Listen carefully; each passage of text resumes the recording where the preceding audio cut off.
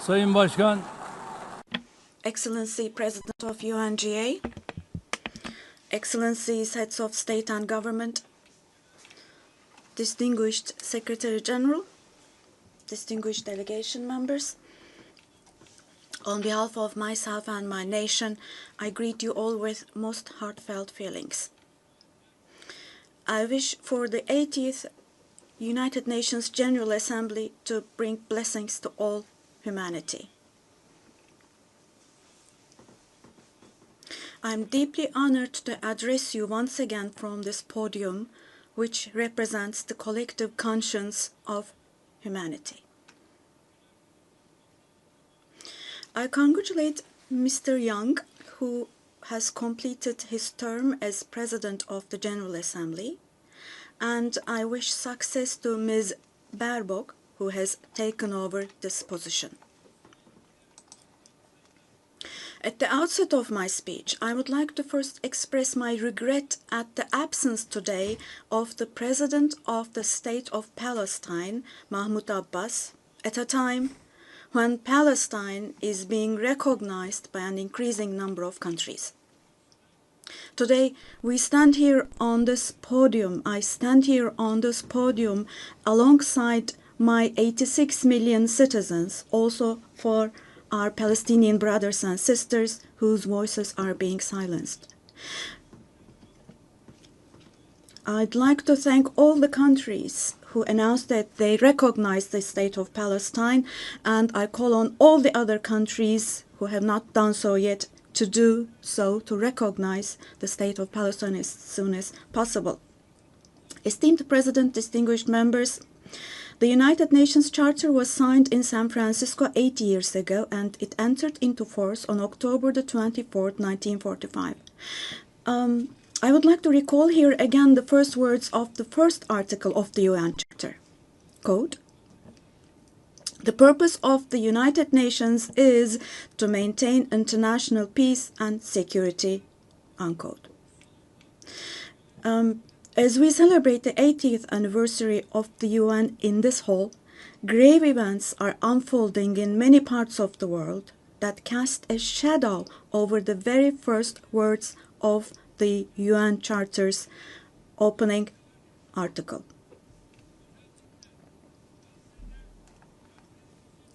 Particularly in Gaza, right before our very eyes, genocide has been going on for over 700 days now. Even as we gather here, as we speak now, Israel is currently massacring civilians in Gaza. The number of civilian casualties in Gaza has surpassed 65,000. Unfortunately, the number of people who are still trapped under the rubble is not yet known, and more than 20,000 of those who died were children. For the last 23 months, a child has been murdered by Israel in Gaza every hour. Yes, every hour. These are not just figures, dear friends. All of these, each one of these is a person, a human being, innocent people. People are now being killed not with weapons, but with the weapon of starvation. In the 21st century, under the gaze of the civilized world, 428 people died of starvation. Out of those 428, 146 were children, and this number is increasing every day. Now, I will show you a photo, which is a picture from daily life in Gaza. The first photo, as you see, these are people.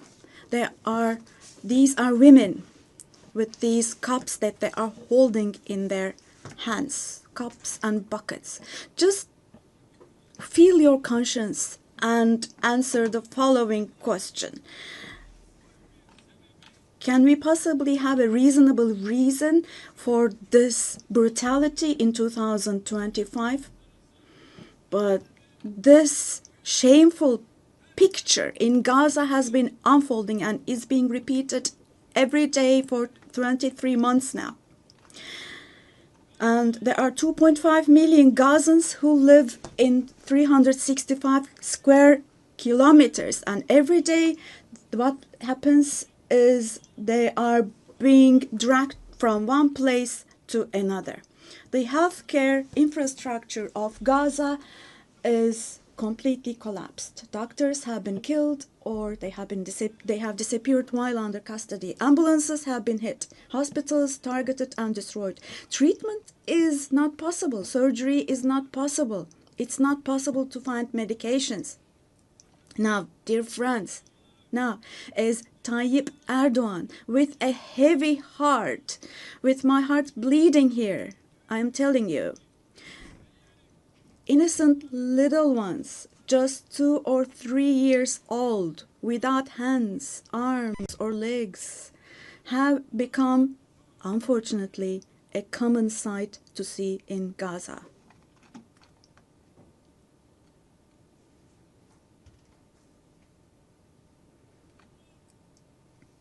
This one. What kind of a human conscience can possibly bear this? Possibly. How can one stay silent vis-a-vis this? In a world where children are dying of starvation and lack of medication, can we possibly have calm and peace? We all are parents. We have children or grandchildren who we dearly cherish. Here, say in America or in Europe, anywhere in the world, when a small rose thorn hurts a child's hand, the hearts of parents break. But in Gaza, children's hands, arms, and legs are being amputated without anesthesia. Now, I'm extremely sorry to say, but this represents the lowest point of humanity. Human history has not witnessed such bloodshed within the last century. All of this is happening before our very eyes. The genocide in Gaza is being broadcast live every moment through the media and social media. So far, Israel has deliberately killed 250 journalists working in national and international media in Gaza.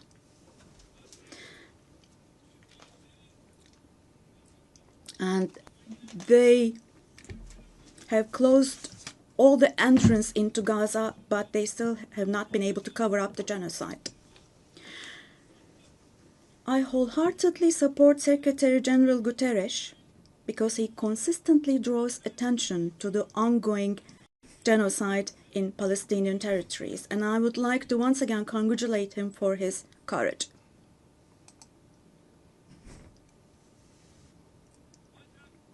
But the United Nations has not even been able to protect its own personnel in Gaza, unfortunately. In Gaza, 500 people rushing to help others have been killed. Out of those 500, 326 were UN staff members. Esteemed President, distinguished members, now, genocide, like the Holocaust, is a shameful concept which refers to the mass extermination of people. It's a barbaric concept. But today,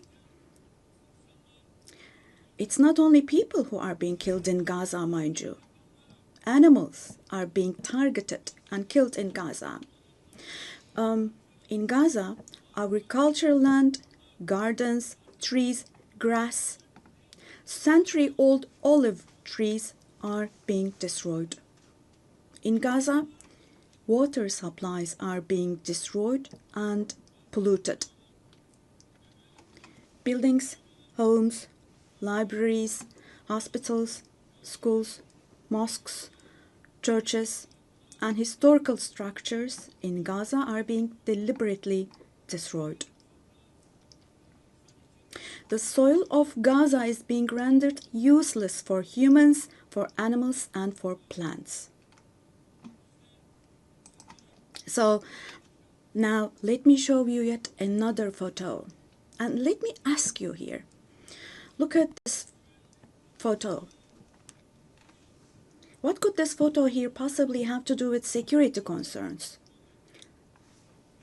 This is being against life, don't you think? Let me state this openly from this podium. There is no war in Gaza. We cannot possibly talk about the presence of two sides in Gaza. Because in Gaza, on one side, there is a regular army with the most modern, most lethal weapons, and on the other hand, there are innocent civilians, innocent children. This is not fight against terrorism. This is an occupation, deportation, exile, genocide, and life destruction, mass destruction policy carried out by invoking the events of October the 7th.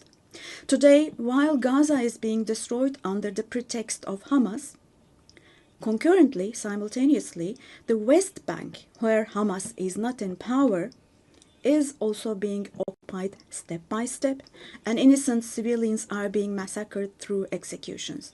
Moreover, Israel is not limiting itself to Gaza and the West Bank only.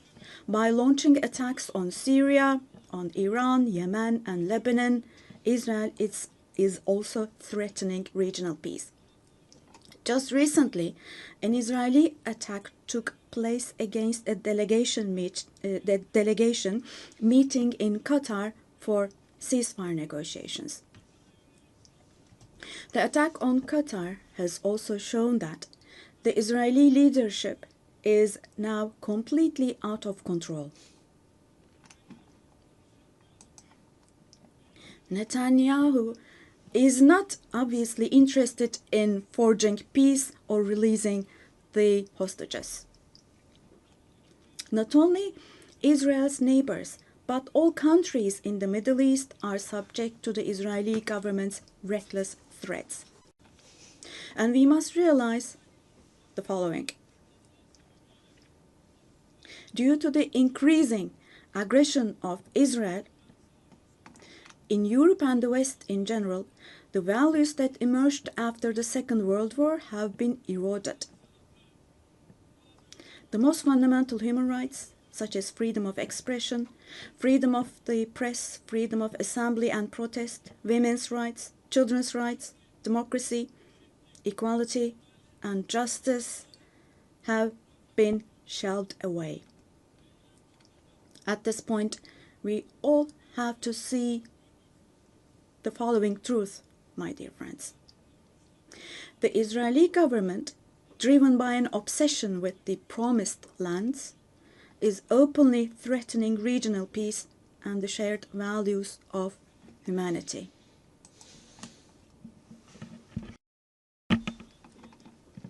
Three celestial religions. Jerusalem hosts all three celestial religions, and a common inherited holy place, Al-Quds, is holy for all three religions. This madness disturbs conscientious Jews. It fuels anti-Semitism around the world. We cannot continue with this madness anymore.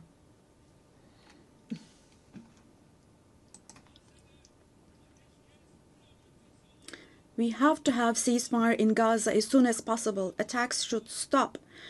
Humanitarian aid should be able to enter with no obstacles. The genocide team should be held accountable vis-à-vis international law. And God willing, this will definitely happen. Vis-à-vis the barbarity taking place in Gaza, everyone who is keeping silent is accomplice to this barbarity. From here, I would like to call on all the heads of state and government. Today is the day. Today is the day to stand firm alongside the oppressed Palestinians and alongside humanity. while your peoples back home are reacting to the barbarity in Gaza, do show the courage to take action here. Fulfill your humanitarian duty toward Gaza, where children are raising children. On this occasion, I would like to say the following. There are peoples all around the world who are taken to the streets. Unarmed activists and volunteers from different countries of the world, academicians, students, journalists, everyone, all the defenders of Palestine. I would like to say to them, thank you so much, and clear bows and favorable winds for their actions.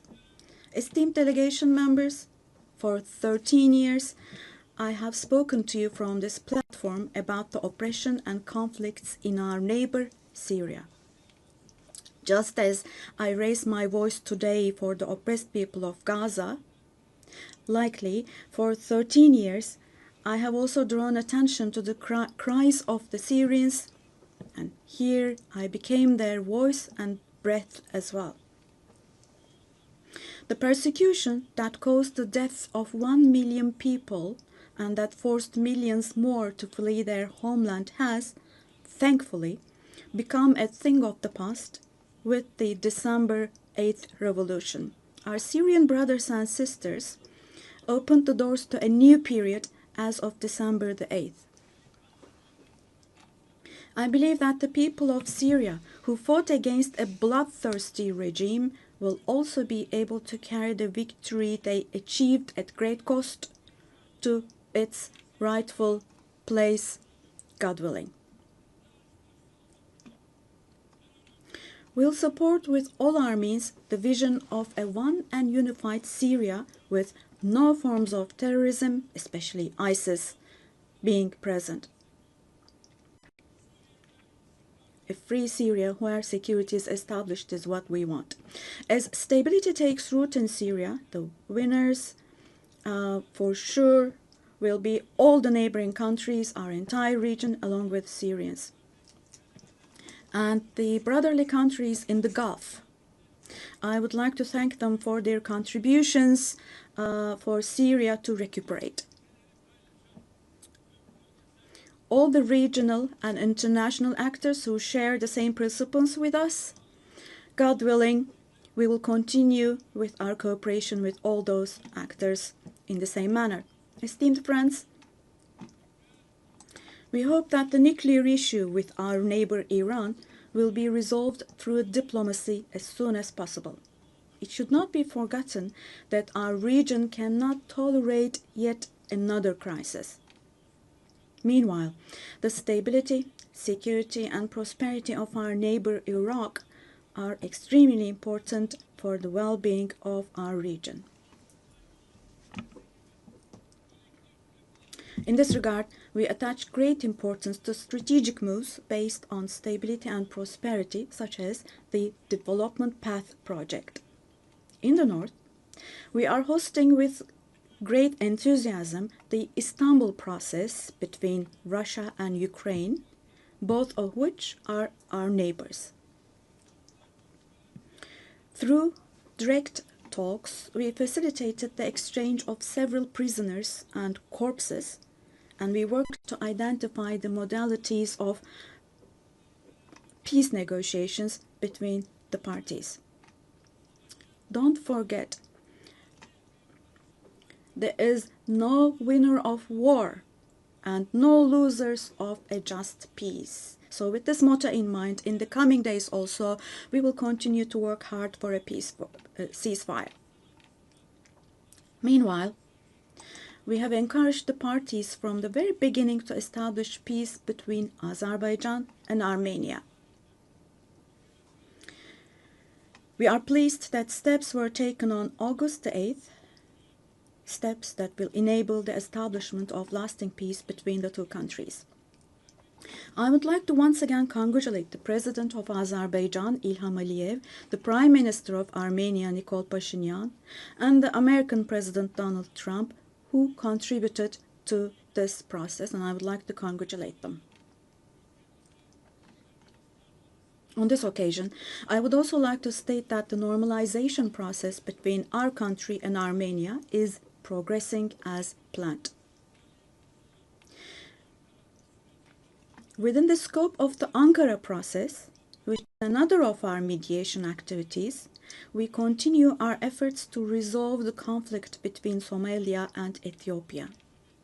I hope that the parties will successfully conclude this genuine initiative as soon as possible.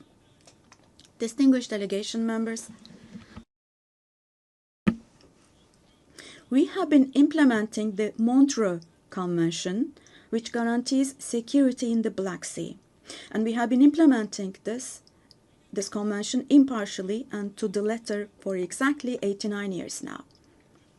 We want to see the Aegean Sea and the Eastern Mediterranean as a basin of stability and prosperity where the legitimate interests of all parties involved are respected.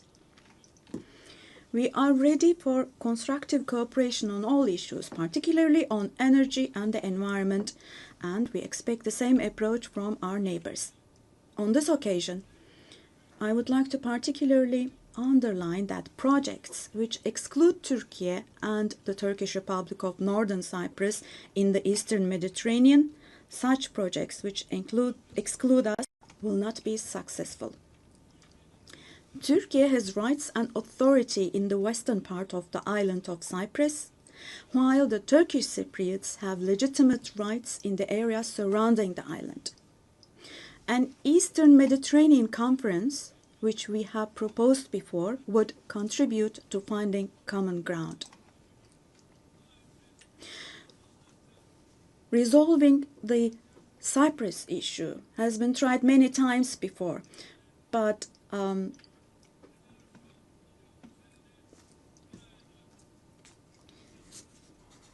due to the rigid stance of the Greek Cypriot side, no resolution has been found. We cannot possibly have this as a foundation for a resolution of the issue. There are two separate states and two separate peoples on the island of Cyprus. Turkish Cypriots are equal owners of the island and they will not accept being a minority. The international community must put an end to the unfair and inhumane isolation that the Turkish Cypriots have been subjected to for half a century now. I reiterate the call I made at the last 3 UN General Assemblies.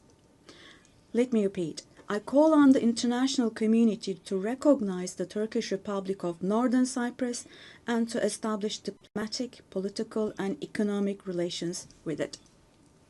Esteemed President, distinguished members, in the coming period, we desire a new beginning and vision in Turkey-European Union relations. This should not be a vision that just saves the day, but rather a vision that redefines the horizon and shapes our shared future. For this, it is of course important that the European Union is as willing and determined as we are. As a net security provider, we continue to contribute to the operations and missions of the United Nations, NATO, OSCE, and the European Union. The annual NATO summit next year will be held in Turkey, in Ankara. The USA, who is our NATO ally, our relations with them are continuing on trade, investments, energy, defense industry, in addition to other many areas, and we're strengthening our relations with them. Meanwhile, we attach great importance to the peace, stability, and prosperity of our brotherly countries in Central Asia, which is our ancestral homeland. Our Organization of Turkic States is moving forward with confidence on the path to becoming a global actor, going beyond being merely a regional umbrella. We are making intensive efforts to ensure the continuation of peace and stability in the Balkans, where we have strong historical, cultural, and people ties. The Balkan Peace Platform, which we established in July, is the newest and most concrete manifestation of our efforts in this direction. And this October, we'll once again assume the command of KFOR forces. In Afghanistan, our fundamental desire is that the current administration demonstrates an approach that embraces the society and that takes human values into consideration.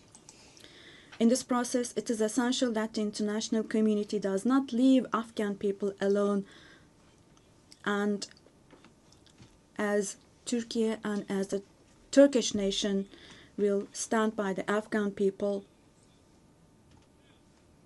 at all times. Esteemed friends, in South Asia, we consider the preservation of peace and stability to be of utmost importance. We are pleased with the ceasefire achieved following the tensions last April between Pakistan and India, the tension which had escalated into a conflict. It is important to see a cooperation between the two countries when it comes to counterterrorism. The issue of Kashmir should be resolved on the basis of resolutions of the UN for the best for our brothers and sisters in Kashmir through dialogue, we hope. In the continent of Africa, from education to health, from infrastructure to in other areas, our relations are improving annually. And while providing all possible support to Somalia, we are also continuing our humanitarian aid activities. In Sudan, the conflict that has been going on for over 2 years saddens us deeply. Stopping the bloodshed in Sudan and establishing sustainable peace is the shared responsibility of the international community. And Turkey's efforts in this direction will continue. The Great Lakes region has suffered greatly from years of ongoing instability and conflict. Our hope is that these conflicts in the east of the Democratic Republic of the Congo will give way to lasting peace and stability. We wholeheartedly support the efforts being carried out under the mediation of the US and the facilitation of Qatar. The increasing terrorist activities in West Africa, particularly in the Sahel Basin, are also of great concern to us. We will continue our unwavering efforts to ensure peace, tranquility, and stability for the peoples of this region with whom we share historical ties. Drawing inspiration from the historical double-headed Turkish Selçuk eagle, I would like to emphasize that our relations with Asian countries in Turkish foreign policy are of great strategic importance. We pursue a 360-degree approach in this policy. Within the framework of our Return to Asia initiative, we are deepening our engagement with regional organizations such as ASEAN, the Indian Ocean Rim Association, for example. We will continue to develop new partnerships with Asian countries, and we attach great importance to developing our relations with Latin America and the Caribbean region in a spirit of partnership and a win-win approach. We are determined to further strengthen the friendly ties we have established with all the countries in the region. Esteemed delegation members, increasing protectionist trends in international trade and disruptions in supply chains are leading to fundamental changes in the global economy. To successfully address current challenges, we support the reform of rules-based international trade, including the World Trade Organization. I believe access to affordable, safe, and sustainable energy is essential, particularly for developing countries, to be able to achieve their development goals.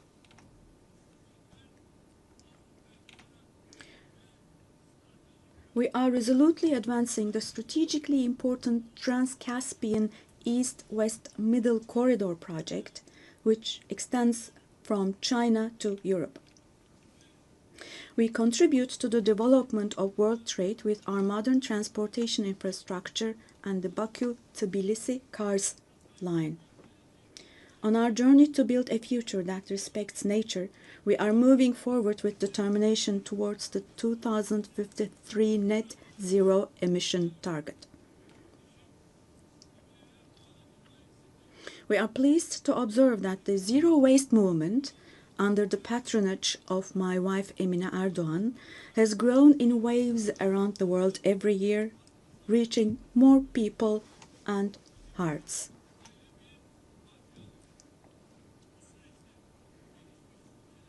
In this process, it is no longer a choice for developed countries to fulfill their responsibilities. It has now become an obligation for them.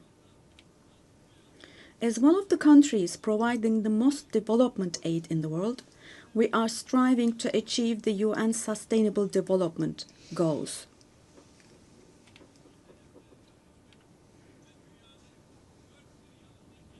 To achieve the 2030 goals and to enable hundreds of millions of people around the world to live with dignity, we advocate for aligning the global financial architecture with the principle of leaving no one behind.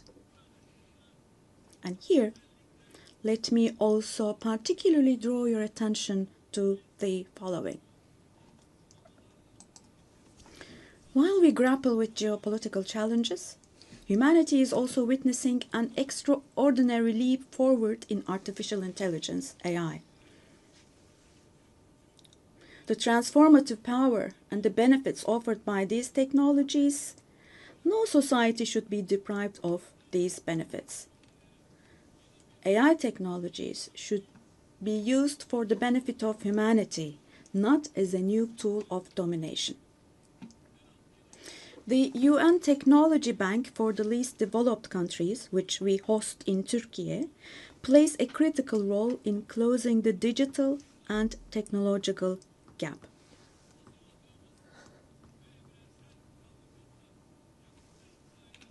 We have prepared a children's rights convention in the digital world, and we will soon open this up for ratification. I'm sure this will create a lot of awareness in this area, and we expect your support for this.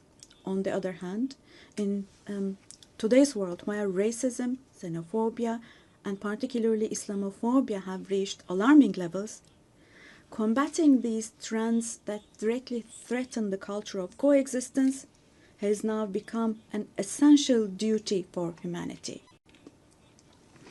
It is significant that Mr. Moratinos, High Representative of the Alliance of Civilizations, has also been appointed as the UN Secretary General's Special Envoy on combating Islamophobia.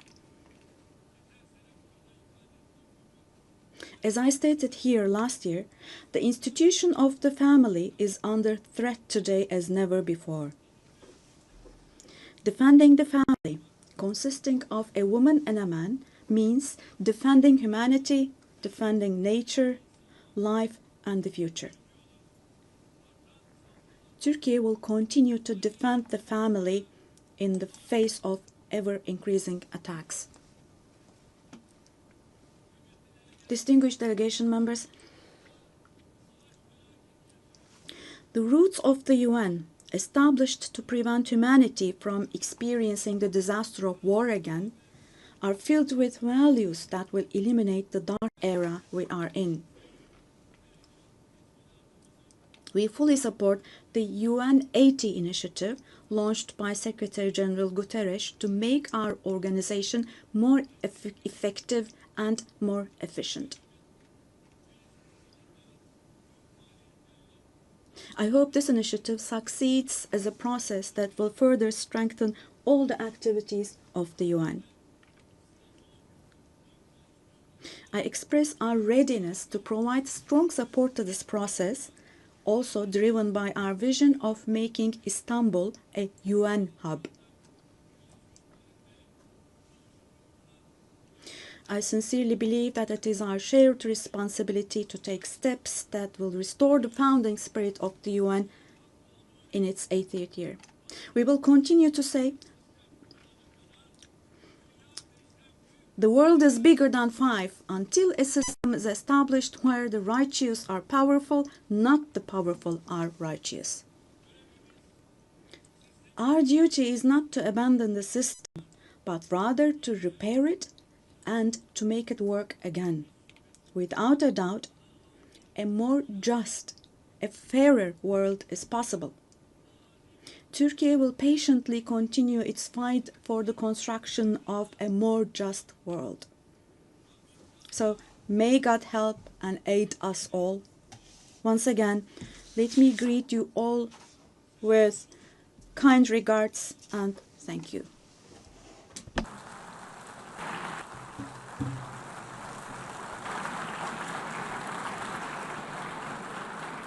On behalf of the Assembly, I wish to thank the President of the Republic of Turkey